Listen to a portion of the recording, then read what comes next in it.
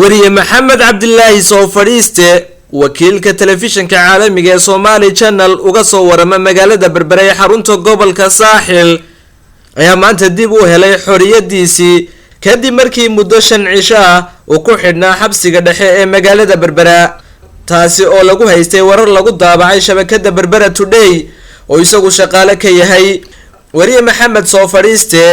ayaa muddo 2 cisho ah ka hor waxay maxkamadda degmada Berberi u jartay rumaan 7 cisho ah iyadoo markii lagu waayay cadeymo rasmi ah inuu wariyuhu qoray warkaas ay maxkamadda degmada Berberi saaka amar ku bixisay in dib loogu celiyo xoriyadiisii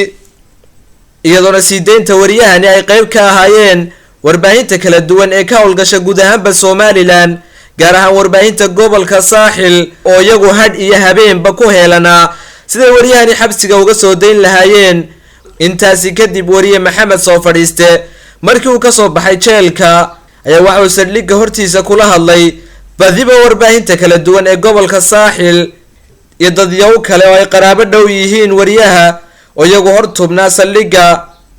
sugayna inta laga soo deynayo wariyahani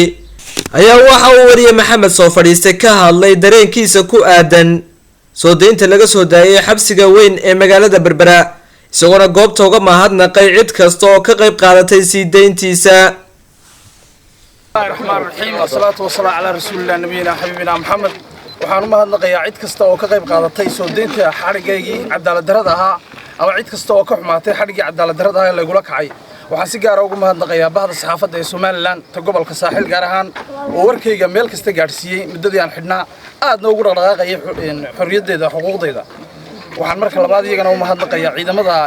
asluubta ee xabsiga Berbera oo meel wanaagsan dejiyay si wanaagsan ay la dhaqmay waxa kale oo iyagana u mahadnaqayaa dad badan oo mas'uuliyiin iyo madax iyo cid kasta isugu jira oo xarigayga cadaalad darradaas wuxuu uga damqaday aadna uga howlgalay oo mahadsantiin cid kasta oo ka qayb qaadatay soo deyntayda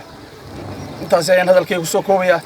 kale in kulli xarigayga waa laga wada warhayo waxa mid cadaalad darro ah wax dambi oo galay ma jirin wax dambi oo maxkamad igu heshay ma jirin imanka hadda wax dhibaato ma qabo alxamdulillaah rabbil caalamiin